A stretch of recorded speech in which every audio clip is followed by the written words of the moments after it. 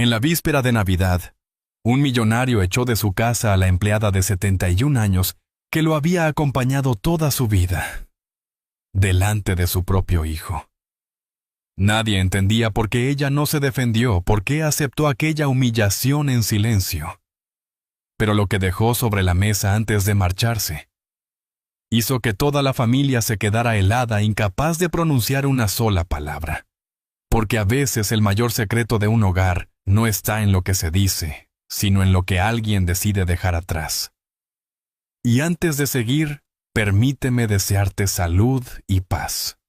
Dime, ¿desde qué país y a qué hora estás viendo esta historia? A finales de diciembre, cuando Sevilla se llenaba de luces y el aire invernal recorría las calles de Triana, la Casa de los Montes, recibía a varios socios que venían a cerrar negocios antes de Nochebuena. El comedor estaba impecable, mantel blanco, copas alineadas, un árbol de Navidad, encendido en la esquina. Todo parecía perfectamente en orden, al menos a primera vista.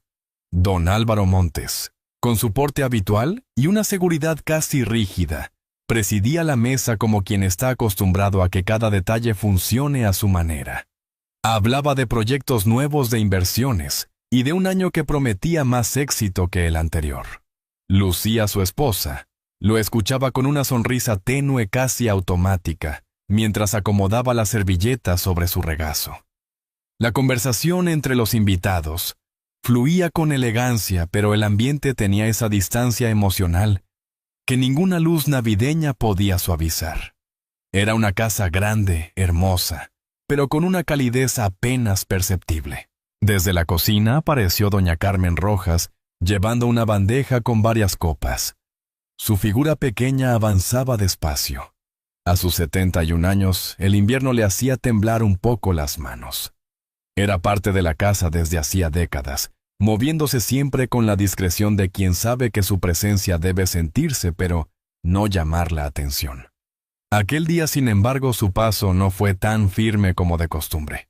Al acercarse a la mesa, una de las copas resbaló de la bandeja y cayó al suelo. El cristal se hizo añicos con un sonido seco que detuvo todas las conversaciones. Los invitados guardaron silencio inmediato. Lucía abrió ligeramente los ojos, sorprendida. Doña Carmen se agachó enseguida, murmurando una disculpa casi inaudible. Don Álvaro se levantó de inmediato. Su voz firme y cortante llenó el comedor. Habló de descuido, de falta de profesionalidad, de lo inapropiado que era ese error frente a sus socios. Cada palabra parecía más dura que la anterior, no porque alzara la voz, sino porque no mostraba ni una pizca de compasión. Los invitados desviaron la mirada incómodos, como si presenciar aquello fuera traspasar un límite que nadie debía cruzar. Doña Carmen siguió recogiendo los trozos del vaso con cuidado, tratando de no cortarse los dedos. Nadie se movió para ayudarla. Lucía apretó los labios queriendo intervenir, pero permaneció sentada atrapada entre la incomodidad y el temor de contrariar a su esposo. La atmósfera festiva se esfumó por completo. Don Álvaro, aún de pie, dijo que situaciones así eran inaceptables en su casa, que la imagen lo era todo, y que no podía permitirse errores justo en una comida tan importante. Sus palabras sonaron definitivas, casi sentenciosas. Para él aquello no era un simple accidente, sino la confirmación de que doña Carmen ya no estaba a la altura de la familia. La mujer no respondió. Se limitó a continuar recogiendo los pedazos de cristal, respirando despacio, como si buscara mantener el control de sus manos temblorosas. Había servido a esa familia durante más años de los que algunos invitados llevaban en su profesión, pero nada de eso parecía importar en ese momento. El ambiente quedó suspendido en una quietud pesada. Doña Carmen reunió los últimos fragmentos y se incorporó lentamente, sosteniendo la bandeja contra el pecho, como si quisiera ocultar una vergüenza que no merecía sentir. Nadie habló. Nadie se movió. Nadie intentó suavizar lo ocurrido. Y así, en medio del brillo navideño y de las conversaciones rotas, ocurrió algo que solo ella parecía entender. Una puerta emocional se cerraba para siempre. Y nadie en la mesa lo notó. Mientras recoge los restos del vaso, doña Carmen levanta la mirada por última vez, sin decir una sola palabra. Esa misma tarde, cuando las calles de Sevilla resonaban con villancicos y el olor a buñuelos recién hechos se mezclaba con el aire helado del río, doña Carmen reunió sus pocas pertenencias en silencio. La casa estaba extrañamente tranquila, como si el eco de la escena en el comedor aún permaneciera suspendido entre las paredes. Lucía caminaba de un lado a otro sin rumbo, incapaz de deshacerse de la incomodidad que la había acompañado todo el día. Pero no dijo nada. En esa casa las emociones fuertes solían guardarse bajo llave. Don Álvaro se dirigió a la cocina con paso firme. No parecía querer prolongar más la situación. Encontró a doña Carmen guardando sus cosas en una bolsa de tela vieja gastada por el tiempo. La mujer levantó ligeramente la mirada al verlo entrar, pero no pronunció palabra. Él tampoco buscó una conversación larga. Con tono seco le informó que no sería necesario que volviera al día siguiente, ni al siguiente. Dijo que lo mejor era terminar allí mismo, antes de que comenzaran las celebraciones de Navidad. Había algo profundamente distante en la forma en que lo dijo. No hubo agradecimiento por los años de trabajo, ni una despedida mínima. Solo una instrucción, más una decisión que él consideraba lógica y suficiente. Doña Carmen asintió despacio, como quien ya había intuido ese final desde hacía tiempo. Recogió su abrigo oscuro ese que siempre dejaba colgado detrás de la puerta y lo sostuvo entre las manos antes de ponérselo. Después, con la misma calma, tomó la bolsa de tela, acomodó el borde y la cerró con un gesto suave. En el pasillo, donde llevaba unos minutos escuchando el intercambio sin saber cómo intervenir, Mateo observaba la escena. El niño tenía 9 años, pero su mirada era mucho más profunda de lo que correspondía a su edad. Había visto la tensión del mediodía. Había sentido el ambiente enrarecido. Y ahora presenciaba cómo todo se desmoronaba sin comprender del todo por qué. Cuando doña Carmen se dio vuelta para salir, él dio un paso hacia ella, pero se detuvo al ver que los adultos no hablaban. No era su lugar intervenir. O al menos eso pensaba. Antes de marcharse, doña Carmen regresó a la cocina y dejó un sobre blanco sobre la mesa. No dijo para quién era, ni explicó por qué lo dejaba allí. Simplemente lo depositó con cuidado, como quien coloca algo frágil y valioso en un sitio seguro. Lucía la vio desde el marco de la puerta, y frunció el ceño preguntándose qué podía contener, pero no se atrevió a acercarse en ese momento. Doña Carmen volvió a la entrada, abrió la puerta, y se detuvo unos segundos mirando el árbol de Navidad encendido en la sala. La luz cálida se reflejaba en sus ojos cansados. Había vivido suficientes inviernos como para reconocer cuándo un ciclo se cerraba, y aquel sin duda se cerraba con una quietud que dolía más que cualquier palabra dura. La puerta se cerró suavemente detrás de ella.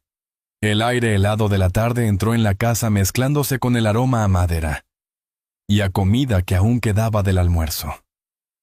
Don Álvaro permaneció en la cocina un instante más respirando, como si quisiera convencerse de que había hecho lo correcto. Lucía dio un paso hacia él, pero desistió de iniciar una conversación que intuía destinada a terminar mal. Mateo apareció entonces caminando despacio hacia la mesa. La quietud era tan profunda que se escuchaban los pasos del niño sobre el suelo de mármol. Sus ojos se posaron inmediatamente en el sobre. Lo observó con una mezcla de curiosidad y desconcierto. Algo dentro de él le decía que ese pequeño rectángulo blanco no era un simple papel olvidado. Pero nadie parecía prestarle atención. La noche caía fuera. Triana se preparaba para las fiestas, las luces brillaban en los balcones, y las familias se reunían en las calles. Dentro de la casa Montes, sin embargo, la atmósfera era densa, casi inmóvil, como si la ausencia de doña Carmen hubiera dejado un hueco imposible de llenar tan pronto. Mateo se acercó un poco más, respirando hondo, sintiendo que algo importante estaba a punto de cambiar. Pero los adultos seguían enfrascados en sus propios pensamientos, ignorando la presencia silenciosa del sobre. Mateo se acerca a la mesa y ve el sobre, pero nadie lo abre. Los días siguientes transcurrieron con una calma extraña en la casa de los Montes. La ausencia de doña Carmen no solo se notaba en la rutina, sino en algo más sutil, casi invisible, como si el aire hubiese perdido una capa de calidez que antes pasaba desapercibida.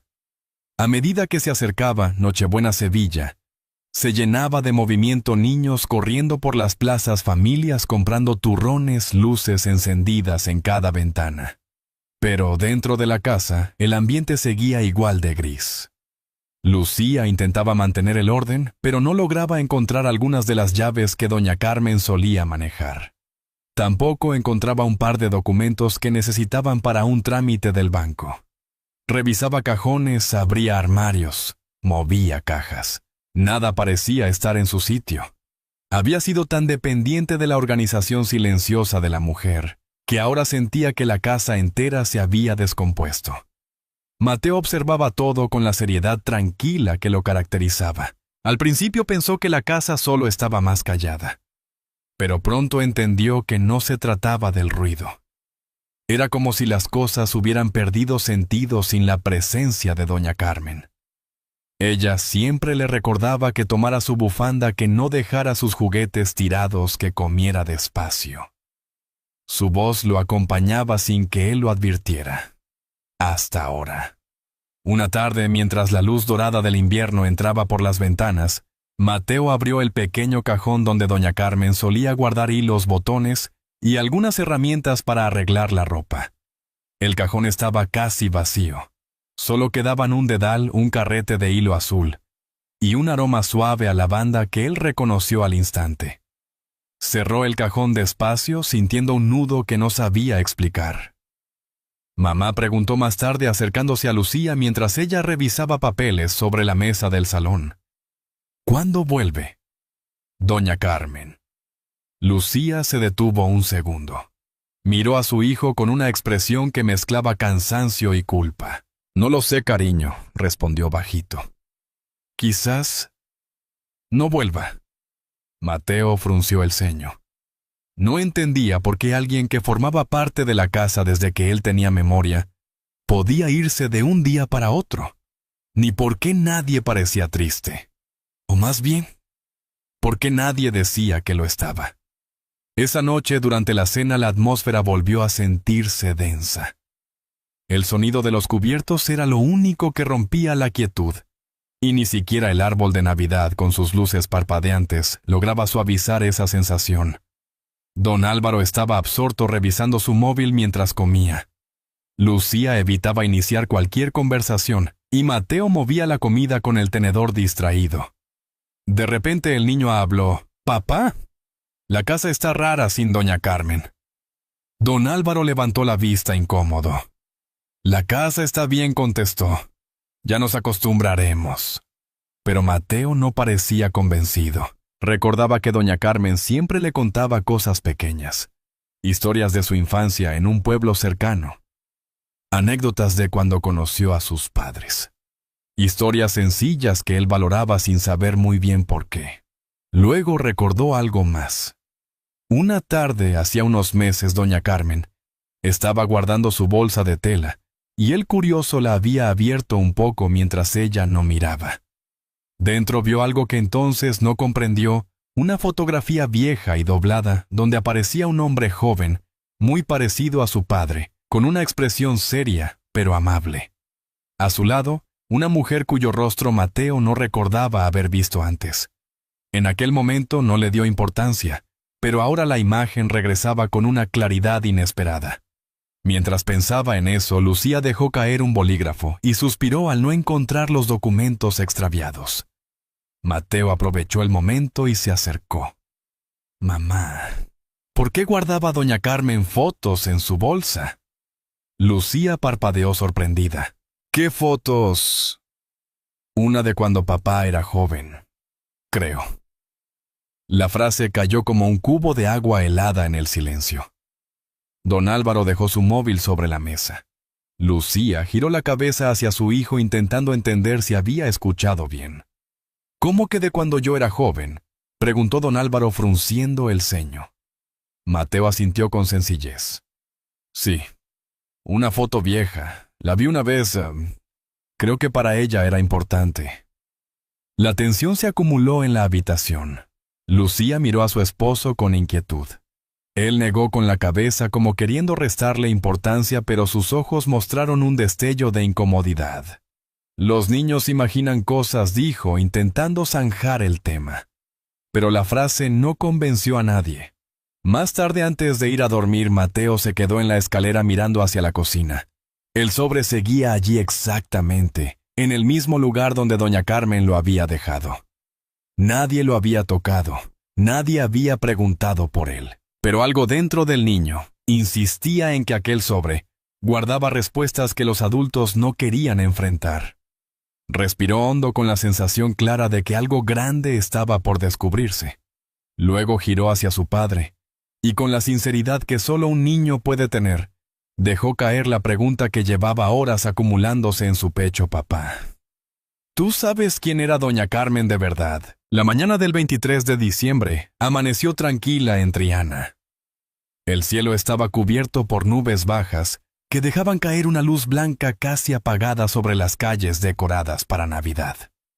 En la casa de los Montes, la tensión de la noche anterior seguía flotando en el ambiente.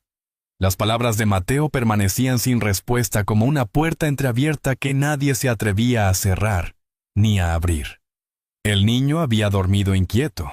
Soñó con la bolsa de tela de doña Carmen, con el olor a lavanda que siempre la acompañaba, y con la fotografía que creía haber visto meses atrás.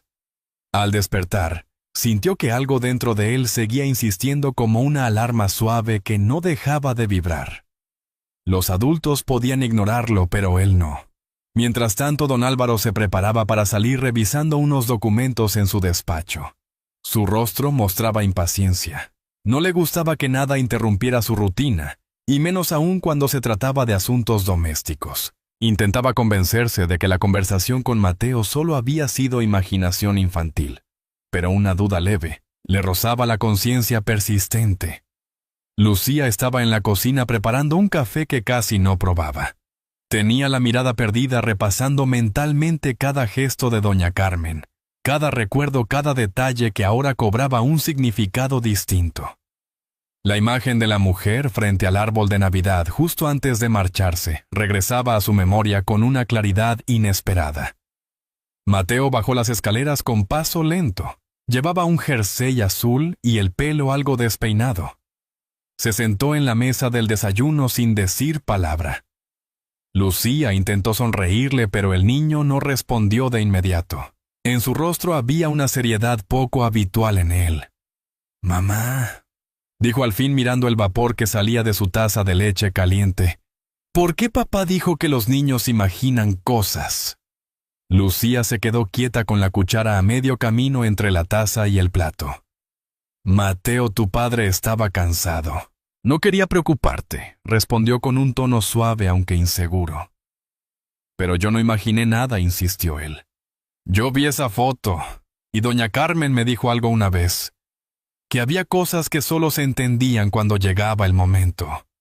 Aquella frase golpeó a Lucía como una revelación. No sabía por qué, pero algo en ella encajó de forma extraña, como si hubiese escuchado un fragmento de un secreto antiguo, que siempre estuvo escondido a simple vista. Don Álvaro apareció entonces en la puerta de la cocina, ajustándose los puños de la camisa. Miró a Mateo y luego a Lucía, percibiendo claramente que hablaban de lo que él quería evitar. «Vamos a dejar el tema», dijo con firmeza sin levantar la voz. «No tiene sentido darle vueltas». Mateo levantó la vista hacia su padre. Sus ojos grandes y oscuros mostraban una mezcla de tristeza y determinación que descolocó al hombre. «Papá, tú tampoco sabes quién era ella, ¿verdad?» No hubo respuesta inmediata. Lucía sintió cómo la tensión volvía a apretar el espacio entre ellos. Don Álvaro por un instante pareció perder las palabras, como si el niño hubiese tocado algo que él prefería mantener enterrado. «Era una empleada de As», dijo al fin. «Y eso es suficiente». Pero Mateo negó despacio. «No. Para ella, nosotros éramos más que eso». El ambiente se volvió más denso. Afuera el sonido lejano de un tamborilero anunciaba las festividades, pero dentro de la casa nadie parecía dispuesto a celebrar nada. Más tarde Mateo se acercó a Lucía, mientras ella ordenaba unos adornos navideños. El niño tomó aire y dijo: «Mamá, creo que doña Carmen quería que viéramos lo que hay en el sobre». Lucía se quedó inmóvil.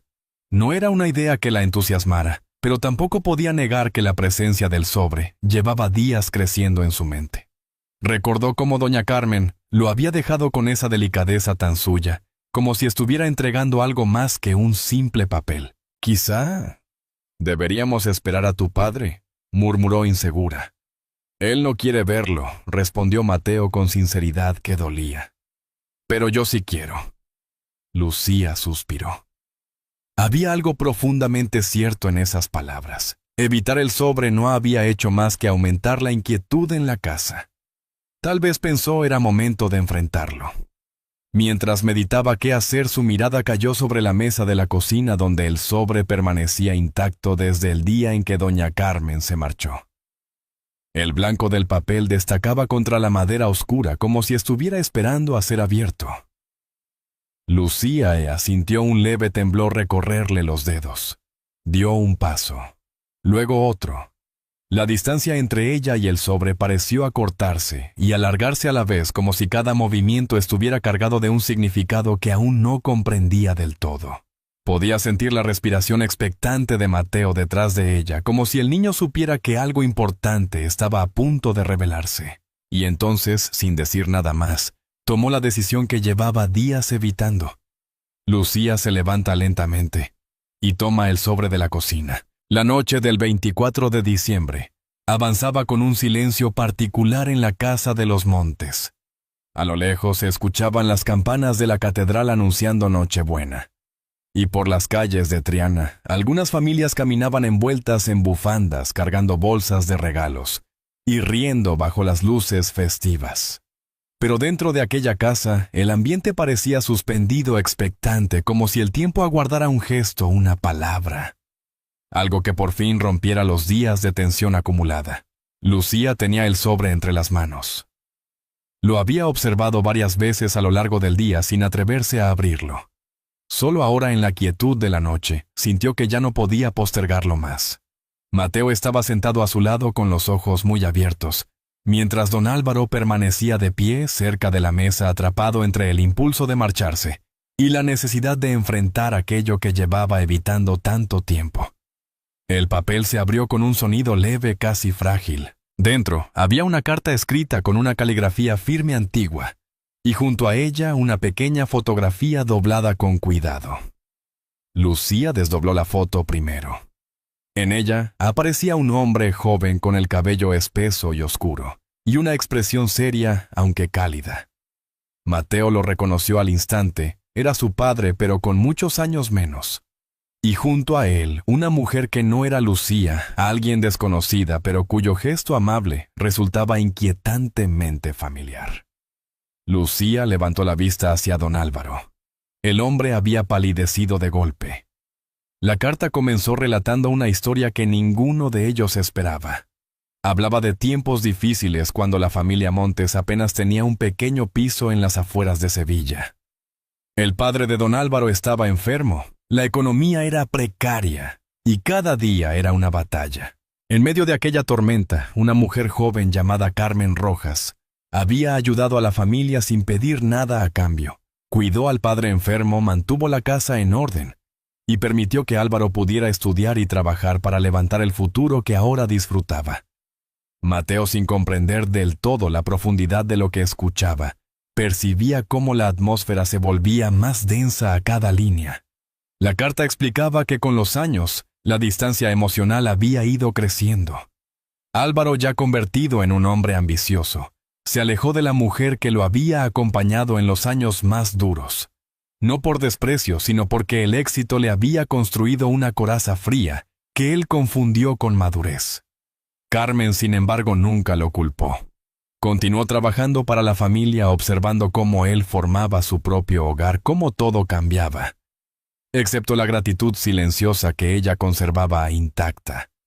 Mateo miró a su padre, que tenía los puños cerrados y la mirada clavada en el suelo. Era como si la verdad enterrada durante tantos años estallara ahora con una fuerza imposible de esquivar. Lucía siguió leyendo. La carta decía que Carmen había guardado esa fotografía, la misma que ahora tenían en sus manos, porque representaba el momento en que decidió permanecer al lado de la familia, incluso cuando no había razones materiales para hacerlo.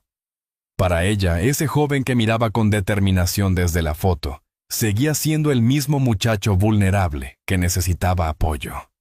La voz de Lucía se quebró ligeramente al llegar a la última parte. Carmen explicaba que se marchaba no porque deseara alejarse, sino porque había entendido que ya no había espacio para ella en esa casa. Que el desprecio del almuerzo no había sido solo un accidente, sino la confirmación de que su presencia ya no era vista con dignidad. Mateo apretó los labios conteniendo lágrimas. Él había querido a doña Carmen, con la inocencia sencilla de los niños, sin necesidad de grandes historias. Y ahora comprendía que aquella mujer había significado mucho más para todos ellos de lo que nadie se había atrevido a admitir. Lucía sacó entonces un segundo papel del sobre. Era un recibo antiguo y en el reverso unas palabras escritas por el padre de don Álvaro, agradeciendo a Carmen por haber cuidado de él cuando nadie más podía hacerlo. Un agradecimiento humilde y sincero. Lucía levantó la vista sorprendida. La expresión de don Álvaro se endureció por un instante. Había olvidado por completo ese documento, o quizá lo había enterrado en su memoria a propósito.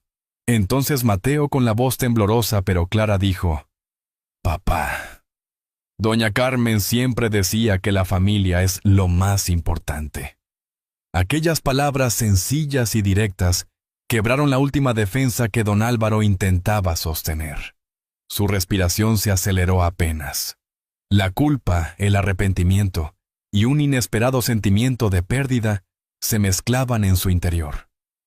Habló casi en un susurro, como si dudara de su propia voz. Yo no sabía, o no quise saberlo. La casa quedó en un silencio nuevo distinto. El árbol de Navidad parpadeaba suavemente iluminando la mesa donde reposaban la carta y la fotografía. Era como si todos los años que Carmen había guardado en silencio salieran ahora a la superficie. Finalmente don Álvaro levantó la cabeza. Su mirada, por primera vez en mucho tiempo, ya no tenía dureza sino un desconcierto vulnerable, casi infantil. Y entonces pronunció la pregunta que ninguno esperaba escuchar tan pronto, una pregunta que revelaba que algo en él había comenzado al fin a cambiar. ¿Dónde está ahora? La Navidad avanzaba lentamente en Sevilla, pero en la casa de los Montes el tiempo parecía haberse detenido. Después de leer la carta, ninguno encontró fuerzas para encender la música, ni continuar con la cena. El árbol seguía iluminado, aunque su luz parecía distinta, como si la verdad revelada hubiera cambiado hasta el color de las cosas. Don Álvaro permaneció largo rato sentado con los codos apoyados en las rodillas y la mirada perdida en un punto indefinido. Había construido una vida entera sobre la idea de autosuficiencia, convencido de que el éxito justificaba la distancia, el silencio y la dureza. Pero esa noche la presencia callada de Carmen, la mujer que lo cuidó, cuando apenas era un muchacho, regresaba con una fuerza abrumadora. Cada línea de la carta resonaba en su interior como un eco que no lograba silenciar. Lucía, de pie junto a la mesa, lo observaba con un gesto que mezclaba empatía y desconcierto. Ella también había sentido cariño por Carmen, pero nunca imaginó la profundidad de ese vínculo. Ahora comprendía que había heridas antiguas que Álvaro jamás se detuvo a curar, y que la brusquedad de los últimos días quizá había nacido de ese vacío no resuelto. Mateo se acercó despacio. Se sentó a su lado sin decir nada y apoyó la cabeza en su hombro. Ese contacto pequeño sencillo pareció devolverle a Álvaro un poco de aire. Levantó una mano y la colocó sobre la del niño, aferrándose a algo verdadero, algo que no conocía de joven, pero que sí podía aprender ahora. «Papá, podemos buscarla», murmuró Mateo. «Seguro que todavía está aquí en Sevilla». Álvaro asintió con lentitud. La idea de enfrentarse a Carmen, Le producía vergüenza y temor, pero también una necesidad urgente de reparar. Sacó su móvil y empezó a revisar contactos antiguos, direcciones guardadas hace años, cualquier pista. Muchos números estaban desactualizados. El tiempo había pasado sin que él se diera cuenta. Aún así no se rindió. Llamó a una antigua vecina, dejó mensajes, preguntó discretamente. La respuesta más clara que obtuvo fue que Carmen podría haberse trasladado a un pequeño pueblo de la sierra, donde vivía un sobrino lejano. No era una confirmación, pero era un inicio. Y por primera vez en mucho tiempo Álvaro sintió que tenía un rumbo. Esa noche la familia se sentó a la mesa de nuevo, no para celebrar, sino para compartir un momento de sinceridad que hacía años no vivían. No hubo discursos ni palabras grandes, solo una comida sencilla y el reconocimiento tácito de que algo había cambiado para siempre. Lucía tomó la mano de su esposo y la apretó con suavidad, un gesto que él por primera vez en mucho tiempo devolvió sin resistencia. Mateo observó a sus padres y esbozó una sonrisa tímida. No sabía si encontrarían a doña Carmen ni cuándo, pero intuía que la búsqueda en sí misma ya era una forma de reparar lo que se había roto. La noche continuó avanzando. Desde la ventana se veían las luces de Triana reflejándose en el río calmadas, como si el mundo entero se hubiera ralentizado para permitir que esa transformación íntima tomara forma. Antes de acostarse, Álvaro volvió al salón. Se quedó unos segundos mirando el árbol de Navidad y los adornos que habían perdido parte del brillo alegre que tenían días atrás. Sobre la mesa Lucía había colocado la fotografía y la carta cuidadosamente doblada, y junto a ellas la bolsa de tela que Carmen había usado durante tantos años. Álvaro la tomó entre las manos y la acarició con un gesto que mezclaba respeto, nostalgia y un dolor nuevo que no sabía nombrar. Sabía que no podía cambiar el pasado, pero sí podía decidir qué clase de hombre sería al día siguiente. Y en esa certeza había algo parecido a la esperanza. Dejó la bolsa en el mismo lugar donde la había encontrado. Respiró hondo y apagó la lámpara. La casa quedó en silencio, pero ya no era un silencio frío. Era un silencio de comienzo, de búsqueda de segundas oportunidades. Sobre la mesa, junto al árbol, queda la bolsa de tela, como recordatorio silencioso. En noches tranquilas como esta, cuando la casa se queda en silencio y la luz del árbol parpadea como un recuerdo antiguo, uno entiende que la verdad siempre termina encontrando su camino. A veces basta un sobre olvidado o una fotografía guardada para que la vida nos muestre aquello que no quisimos ver. Si esta historia te llegó al corazón, comenta uno. Si crees que pudo ser mejor o deseas dejar una sugerencia, escribe 0. La enseñanza es sencilla y profunda. El amor silencioso también sostiene familias enteras, y la gratitud que no se expresa a tiempo puede convertirse en la herida más larga. Carmen recordó con actos lo que muchos olvidan con palabras: que la bondad sin condiciones puede cambiar destinos, y que la verdadera riqueza no está en lo que acumulamos, sino en lo que ofrecemos. En la vida real todos hemos conocido a alguien así, una presencia humilde, que sin buscar aplausos, nos sostuvo más de lo que imaginamos. Detrás de cada historia late una segunda oportunidad, y esta nos invita a reconocer cuánto puede sanar un gesto a tiempo. Tómate un momento para pensar en quién fue tu Carmen, esa persona que te dio más de lo que tú pediste. Si esta historia despertó algo en ti, compártela con quien necesite recordarlo. Y si deseas escuchar más relatos que abrigan el alma, te invito a quedarte en el canal.